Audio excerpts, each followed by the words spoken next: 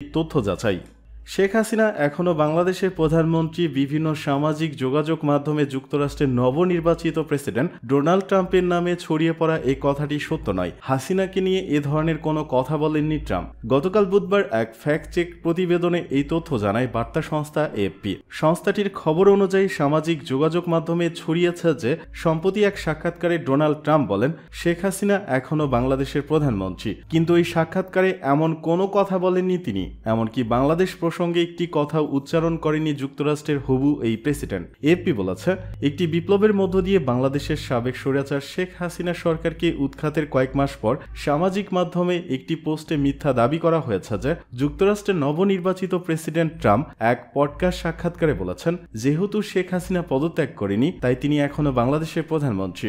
শেখ হাসিনার পদত্যাগপত্র দেখেননি। সম্প্রতি স্থানীয় একটি সংবাদ মাধ্যমকে বাংলাদেশের রাষ্ট্রপতি কথা বলার পর হাসিনার পদত্যাগ অবৈধ হওয়ার বিষয়টি সামনে আসে। গত 9 নভেম্বর ফেসবুকে বাংলা ভাষায় একটি পোস্টে দাবি করা হয়, পিডিবিকে দেয়া সাক্ষাৎকারে ডোনাল্ড ট্রাম্প বলেছেন শেখ হাসিনা এখনো বাংলাদেশের প্রধানমন্ত্রী বলে মনে করেন তিনি। বাংলাদেশ সরকারের অবৈধ দখলদারদের উদ্দেশ্যে ট্রাম্প বলেন, যারা বলছেন শেখ হাসিনা পালিয়ে গেছেন তারা আমাকে পদত্যাগ পত্রটি দেখান। ওই পোস্টে একটি ছবিও দেওয়া হয়। সেখানে দেখা যায় পিডিবি পডকাস্টের উপস্থাপক প্যাট্রিক বেট ডেভিডের সঙ্গে বসে কথা বলছেন ট্রাম্প। ছবির উপর বাংলায় লেখা, আমি মনে করি শেখ হাসিনা এখনো বাংলাদেশের প্রধানমন্ত্রী। ট্রাম্প একই ধরনের দাবি করে ফেসবুকে আরও অনেক পোস্ট দেওয়া হয়েছে। এপির প্রতিবেদন অনুযায়ী গত 7 অক্টোবর ট্রাম্পের ওই সাক্ষাৎকারটি পিডিবি পডকাস্ট নামের একটি ভেরিফাইড ইউটিউব চ্যানেলে প্রকাশ করা হয়। ভিডিওর শিরোনাম ছিল Donald Trump gets emotional, speak on tariffs, Obama and Iran. 1 ঘন্টা 26 মিনিটের ওই ভিডিও সাক্ষাৎকারে হাসিনা বা বাংলাদেশ নিয়ে একটি কথা বলেননি ট্রাম্প। তার ওই সাক্ষাৎকার নিয়ে একটি প্রতিবেদন প্রকাশ করেছিল এবিসি নিউজ। সেখানেও বাংলাদেশ নিয়ে ট্রাম্পের কথা বলার কোনো প্রমাণ মেলেনি।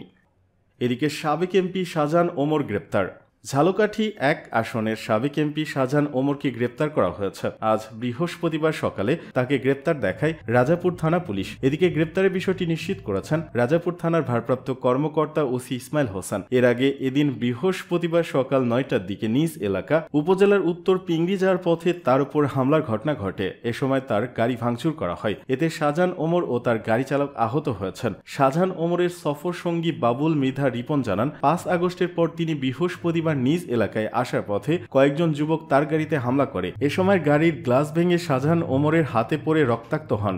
এ সময় তার গাড়ি চালক সহ কয়েকজন আহত হন। ঘটনার পর তিনি নিজ বাড়িতে গিয়ে কিছুক্ষণ থেকে থানায় যান। এরপর তিনি থানা হেফাজতে ছিলেন। এদিকে শাহজাহান ওমরের থানায় আসার খবর এলাকায় ছড়িয়ে পড়লে ছাত্রদল ও যুবদল তাকে গ্রেপ্তারের দাবিতে থানার সামনে বিক্ষোভ মিছিল করে। এ প্রসঙ্গে রাজাপুর থানার ওসি ইসমাইল হোসেন বলেন, কাঠালিয়ায় বিএনপি অফিস ভাঙচুরের মামলায় সাবেক এমপি শাহজাহান ওমরকে গ্রেপ্তার দেখানো হয়েছে। উল্লেখ্য, চলতি বছরের শুরুর দিকে বিএনপির সঙ্গে প্রায় 40 বছরের রাজনৈতিক সম্পর্ক ছিন্ন করেন শাহজাহান ওমর। অর্থাৎ দ্বাদশ সংসদ নির্বাচনের কয়েকদিন আগে বিএনপি ছেড়ে আওয়ামী লীগে যোগ দেন তিনি। দ্বাদশ সংসদ নির্বাচনে নৌকা প্রতীকেও জয়ী হন তিনি। তবে গত 5 আগস্টের পর থেকে পলাতক ছিলেন তিনি।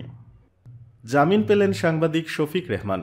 সাবেক প্রধানমন্ত্রী শেখ হাসিনার ছেলে ও তার তথ্য প্রযুক্তি বিষয়ক উপদেষ্টা সজীব অজের জয়কে অপহরণ ও হত্যার পরিকল্পনার অভিযোগে করা মামলায় জামিন পেলেন সাংবাদিক শফিক রেহমান। বৃহস্পতিবার আদালতে আত্মসমর্পণ করে জামিনের আবেদন করেন তিনি। জামিন পাওয়ার পর শফিক রেহমান সাংবাদিকদের বলেন, আজকে আদালত নিরপেক্ষ ভূমিকা পালন করছেন। এটাই অন্তর্বর্তী সরকারের বড় সাফল্য।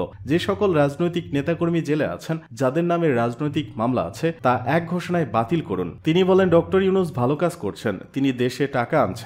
আপনারা যারা নির্বাচন চাচ্ছেন তাদের বলি, টাকা ছাড়া সবকিছু চলবে কি করে? আপনারা ডক্টর ইউনূসকে সময় দিন। 17 বছরের জঞ্জাল এই কয়েকদিনে পরিষ্কার হবে কি করে? প্রসঙ্গত, জয়কে অপহরণ ও হত্যা চেষ্টার অভিযোগে 2015 সালে 3 আগস্ট পল্টন থানায় মামলা করে পুলিশ। এরপর 2016 সালের 16 এপ্রিল গ্রেপ্তার করা হয় জায়জা দিনের সম্পাদক শফিক রেহমানকে। 5 মাস কারাবাসের পর জামিনে মুক্তি পেয়ে 2018 সালে যুক্তরাজ্যে চলে যান তিনি। এদিকে একই মামলায় 2023 সালের 17 আগস্ট শফিক রেহমান এবং আমার দেশের সম্পাদক মাহমুদুর রহমান সহ 5 জনের পৃথক 2 ধারায় 7 বছর করে সশ্রম কারাদণ্ড দেওয়া হয়।